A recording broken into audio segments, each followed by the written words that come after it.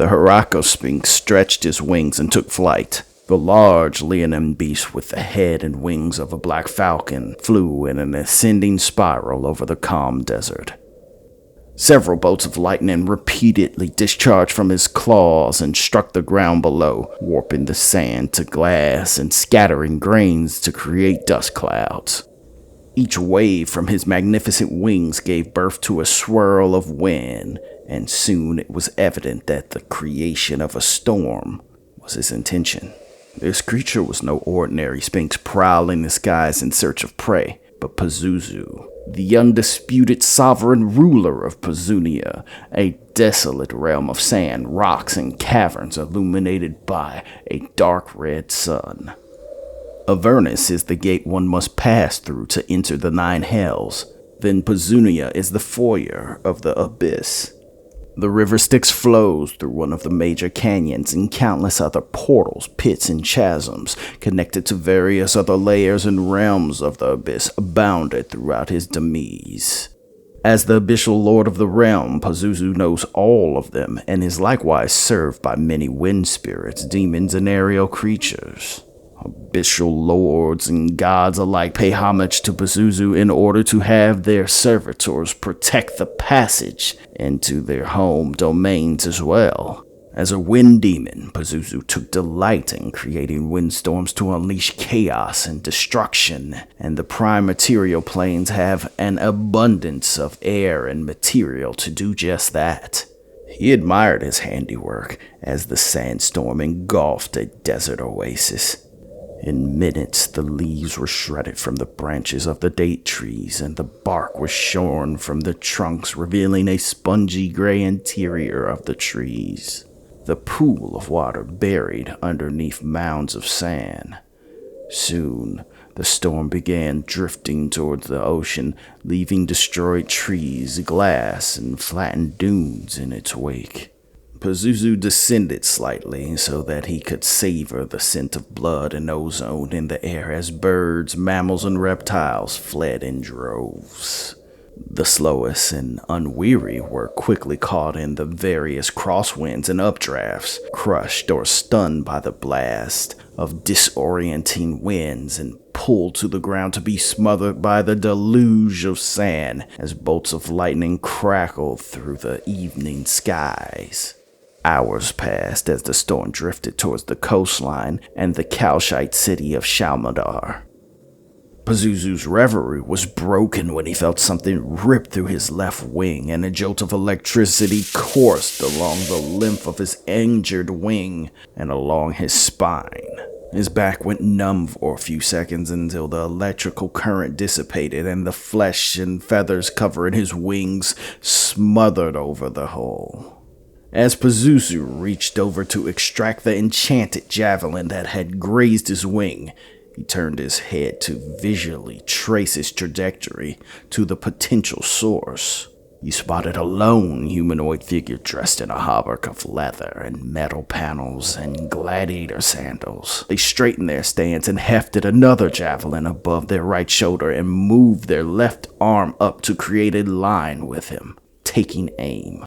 A shrill shriek pierced the air as Pazuzu beat his wings and began his descent. The javelineer ran towards the Hyracosphinx for several seconds to build up momentum and gradually turned sideways. Each leg crossed in front of the other for a few steps as they pulled back the second javelin for the throw.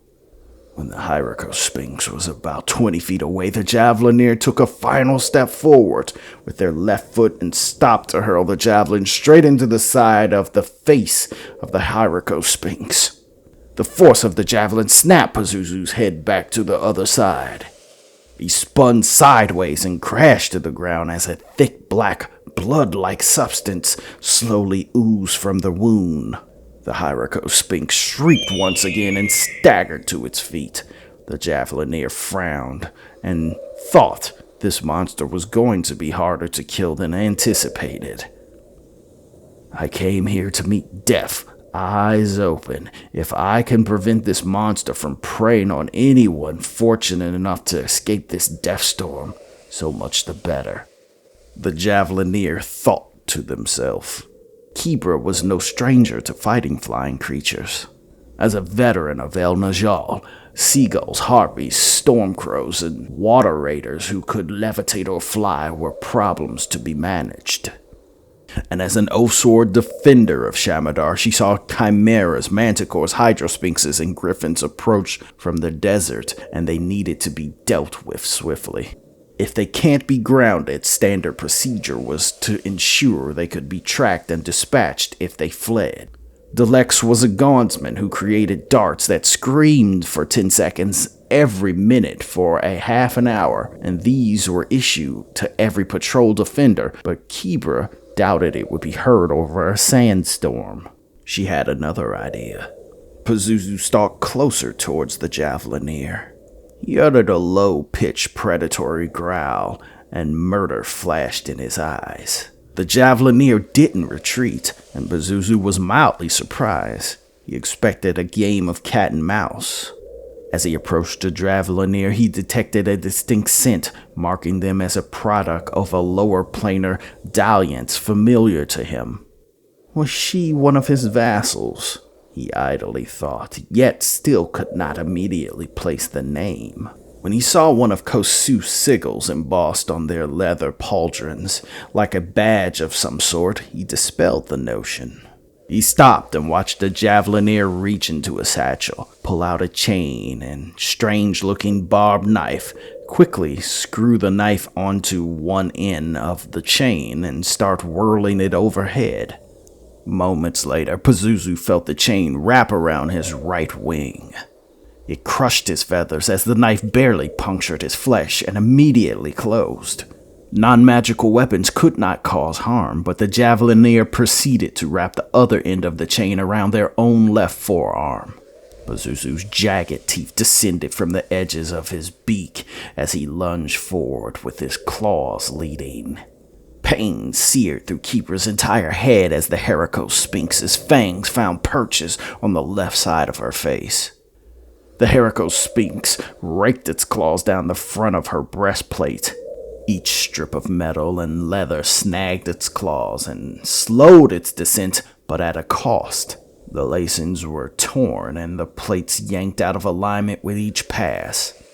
Kibra drew the etrigal sword, sheathed behind her, and brought it up into the chin of the Heraco-Sphinx in an attempt to break its mauling attack, and yanked the chain wrapped around her left arm to further dislodge its mouth. Radiant energy surged through the hilt and up through the blade and into the Heraco-Sphinx's face and neck.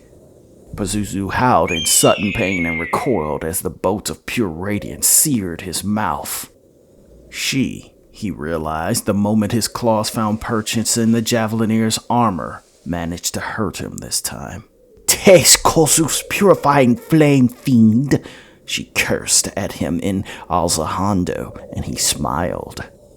It was not just the language of nobles and high merchants of Kalimshan, but also the formal language of the denizens of air, and he was their monarch. "Now you're speaking my language." Pazuzu circled the javelineer as if searching for a weak point to strike, but he knew the truth. He struck the blood vessel that carried blood from her heart to her brain and knew she would die soon. All he had to do was wait. Kibra shifted to a guard stance and turned so that she never had her back to the Hydroco-Sphinx. "You will die soon," he gloated as he ran his tongue along his teeth, sampling her blood. It was definitely familiar. Not the familiarity of an intimate contact, but the recognition of someone that he had seen before. Her skill with the chain, which she was subtly and cleverly shifting in order to crush more of his feathers and mangle his wing to uselessness, was reminiscent of a chitin. But Pazuzu did not recall having a chain devil in service to him in recent memory.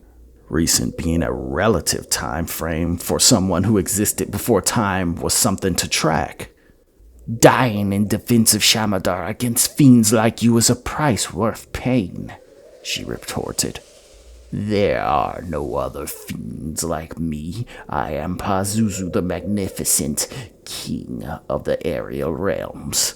The air obeys me, and any who traverse through my territory does so only with my consent. Without air, even the sacred flames of your esteemed Kolzuf cannot burn, the Hydrical Sphinx declared. Why are you telling me this? Kibra asked. Indeed, why was he telling her this? Pazuzu had every intention of ripping this misbegotten devil spawn to ribbons and suck the marrow from her bones. And while destruction for its own sake was a pleasure Pazuzu indulged, he found it more satisfying to corrupt the principled, pervert the virtuous, and revel in the horror and revulsion once they realized what they had despoiled of their own volition. This was often accomplished by presenting himself as reasonable at first, an offer to help or make a gift of something valuable. Those of generous nature or a belief in balanced reciprocity would often be amenable to reciprocating the offer. And before one knows it, they are carrying out reprehensible task of locating and using items created for ill intent. The opportunity to get a champion of high virtue to forsake their oath in the name of preserving the very thing they swore to defend. I see potential in you, Pazuzu answered. You want to save your city and survive the encounter. I need certain magical items retrieved from places that are warded against my presence. How could I do that? Kibra asked skeptically. I can command the winds not to harm your city, Pazuzu replied, so matter-of-factly Kibra didn't question it. And where would these magical items you need be located? She inquired. Do we have a deal? Pazuzu asked. Kibra looked at the wake of the sandstorm that was heading straight towards Shamadar and turned back to Pazuzu. Yes,